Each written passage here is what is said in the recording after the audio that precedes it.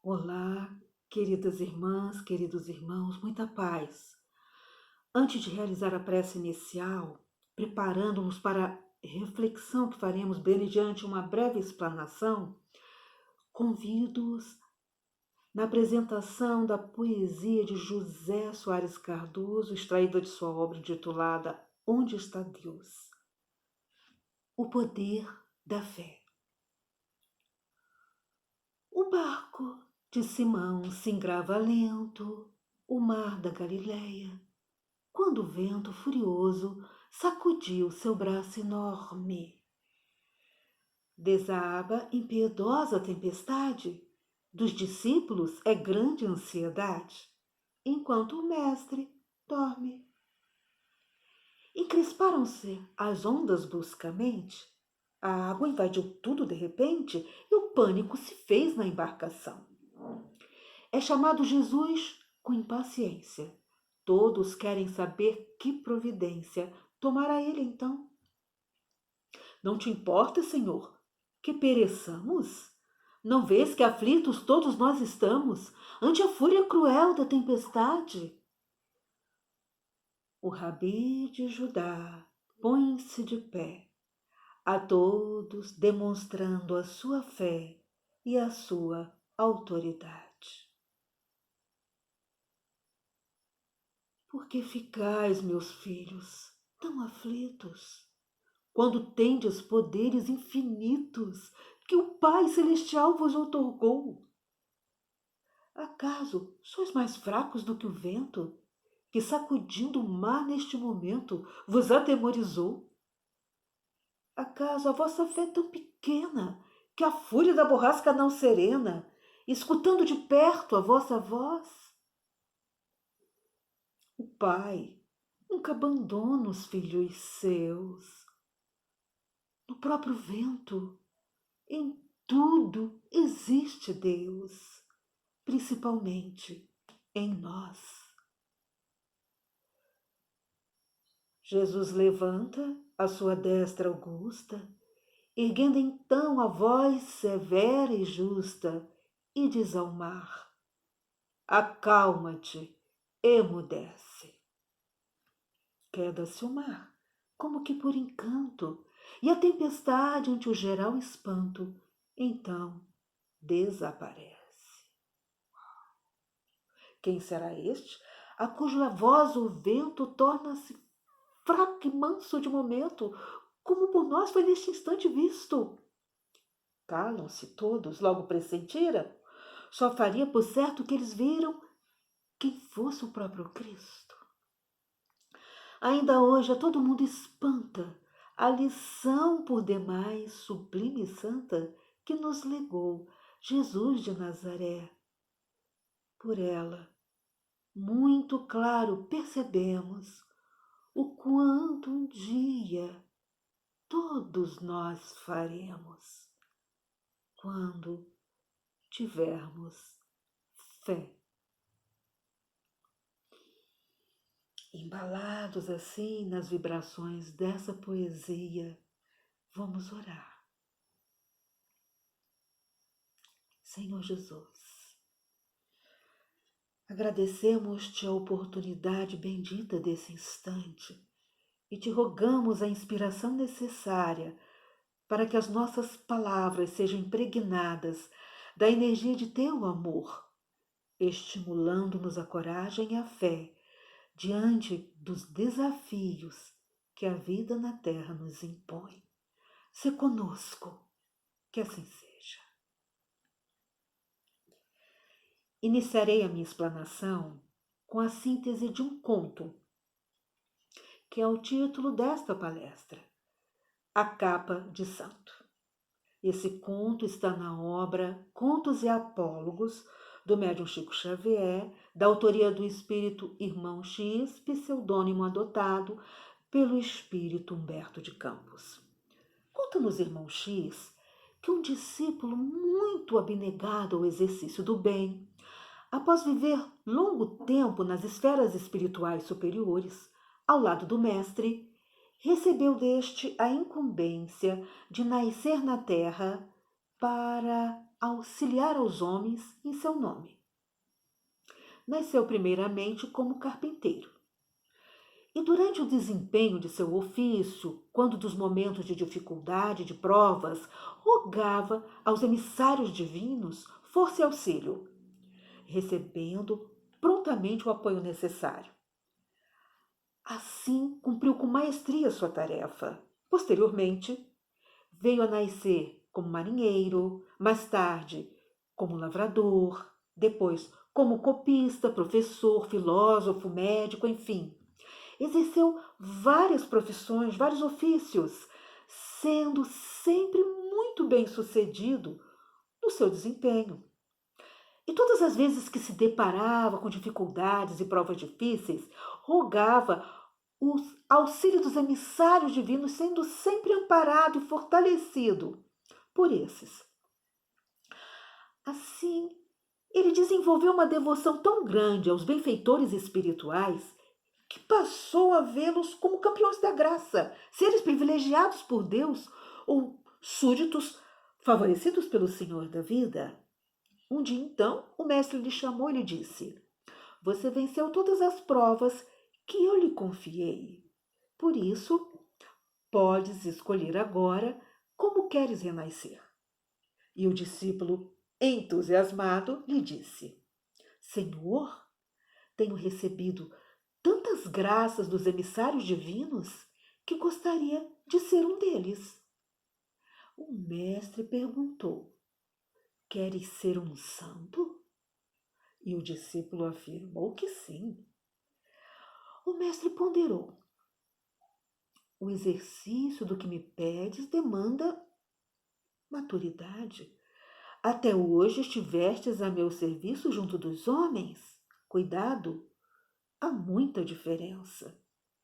Mas, como o discípulo insistisse, o desejo lhe foi concedido. O discípulo renasceu e, aos 20 anos, quando jovem, manifestaram-lhe dons que lhe conferiam a capacidade de um santo. Era capaz de adivinhar, curar, esclarecer e consolar. Sua inteligência, intuição e ternura o diferenciavam do vulgo e cativavam as pessoas. O povo, reconhecendo nele o poder de um santo, passou a exigir-lhe a satisfação de seus desejos sem nenhuma consideração às suas necessidades naturais. Assim ele não tinha tempo nem para se alimentar e descansar. Passados 2 anos nessa lida, em que se vê escravizado às exigências do povo sem nenhuma consideração às suas necessidades, o discípulo, envergando agora a missão de santo, pede socorro ao mestre e o mestre, compadecido, lhe explica: No exercício dos ofícios anteriores, estavas a meu serviço entre os homens, possuindo autoridade e recursos para a realização dos trabalhos a desempenhar. Agora estás a serviço dos homens. Por isso, para envergares a capa de santo, precisas aprender a servir. O êxito de sua missão como emissário celeste demanda que sejas modelado, aperfeiçoado, sacrificado e educado pela vida. O discípulo, embora em prantos, sentiu-se reconfortado, aguardando novas orientações para ingressar no curso de obediência. Agora vamos pensar. A análise e estudo desse conto me conduziu a reflexões profundas, que eu sintetizei em 3 questões. Primeira, qual é a nossa percepção dos emissários divinos? Como é que nós os percebemos? Qual é a missão deles junto à humanidade? Segunda questão, como está a minha relação com os emissários divinos? E, por fim, a terceira questão, o que é necessário para ser um emissário divino? Em busca da resposta à primeira questão, eu dei atenção para o comportamento do discípulo. personagem central do conto que acabamos de narrar. Como é que o discípulo percebia os emissários divinos e por que ele os percebia dessa forma? Para ele, os emissários divinos eram seres extraordinários, superdotados, privilegiados da criação. Isto porque sempre que ele solicitou-lhes a ajuda para superar as suas dificuldades e desafios no desempenho de suas tarefas, os benfeitores celestes se fizeram presentes, prestando-lhe a assistência necessária. Ele desenvolveu uma percepção ingênua do que é ser um emissário divino, por ter uma visão parcial da realidade. Ele não se deu conta que o auxílio recebido por ele era proporcional ao esforço que ele desempenhava para cumprir a sua missão. Ele, como discípulo do Mestre, no exercício de sua missão, tinha o desejo sincero de servir ao Cristo, ajudando os homens. Ele queria dar o seu melhor. Por isso, os emissários divinos conseguiam multiplicar-lhe as forças.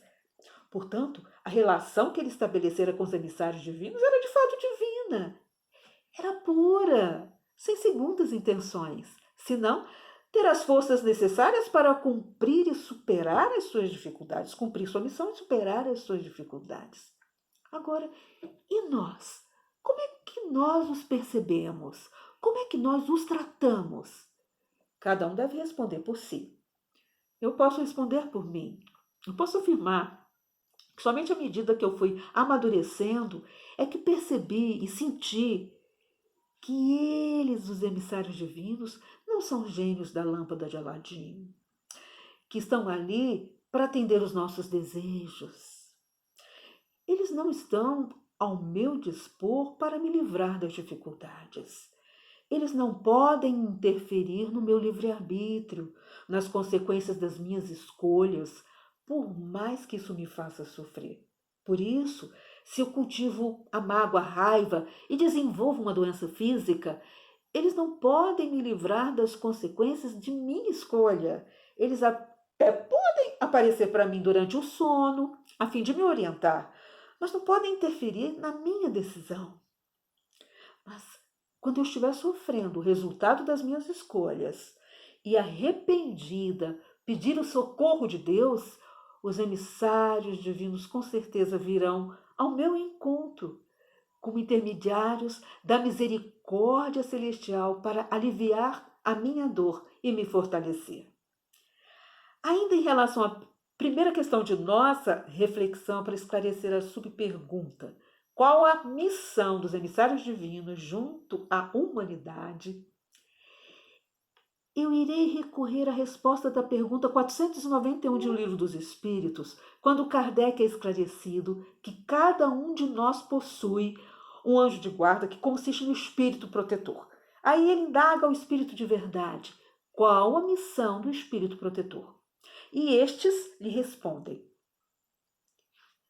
a de um pai com relação aos filhos, a de guiar o seu protegido pela senda do bem, auxiliá-lo com seus conselhos, consolá-lo nas suas aflições, levantar-lhe o ânimo nas provas da vida.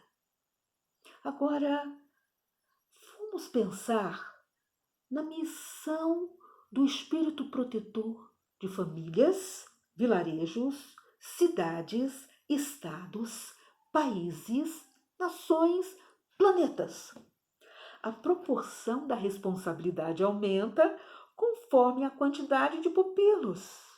Mas, na essência, a sua missão é guiá-los na senda do bem, orientá-los, consolá-los nas aflições, levantar o ânimo nas provas da vida, fazendo-os ver mais além.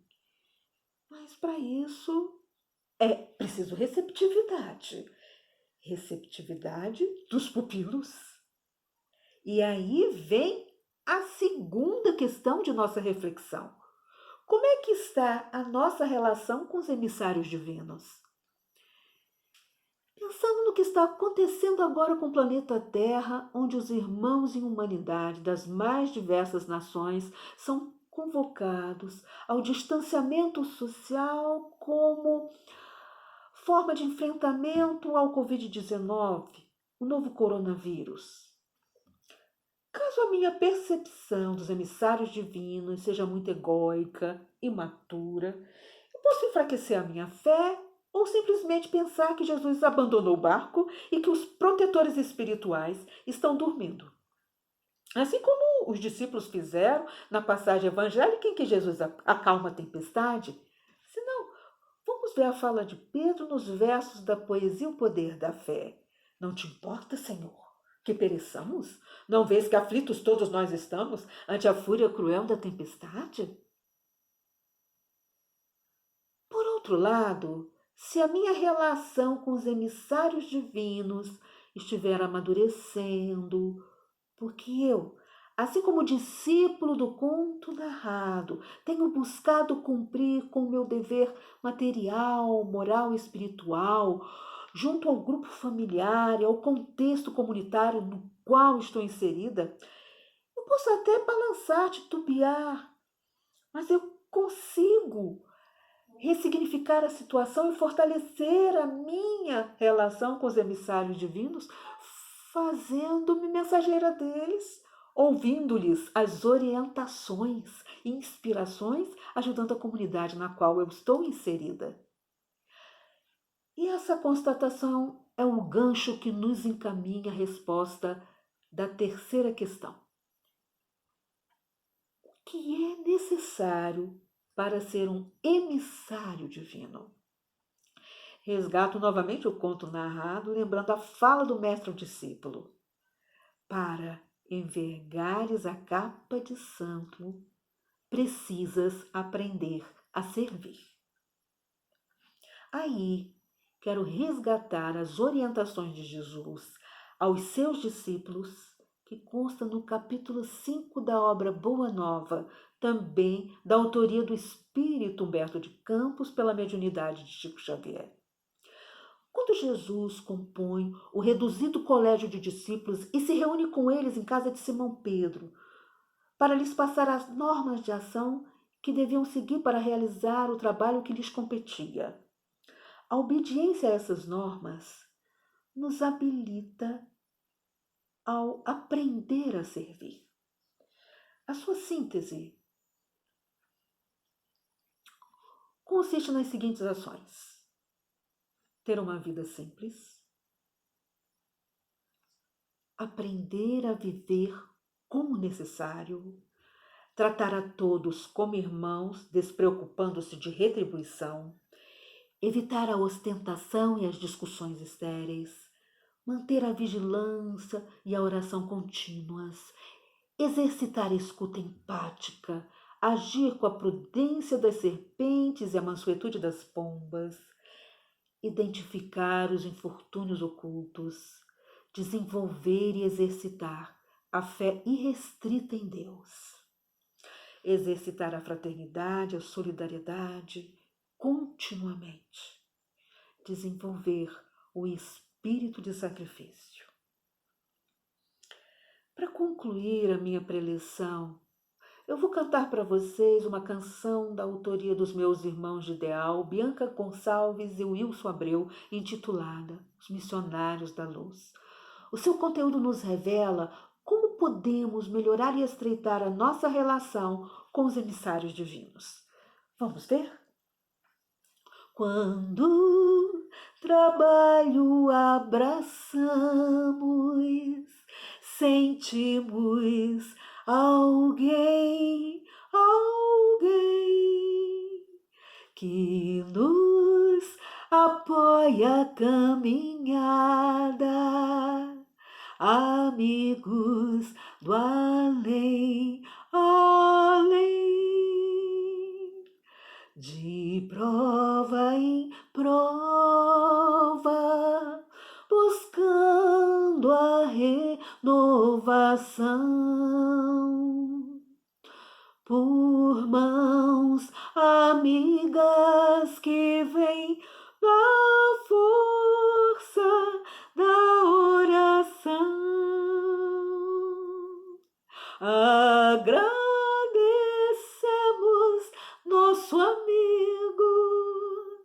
a proteção de cada dia, a atenção e o carinho que nos guarda e guia, e nesse amor agradecemos a vocês, os missionários da luz, que nos amparam com desvelo, em nome de Jesus. Agradecemos a vocês, os missionários da luz, que nos amparam com desvelo,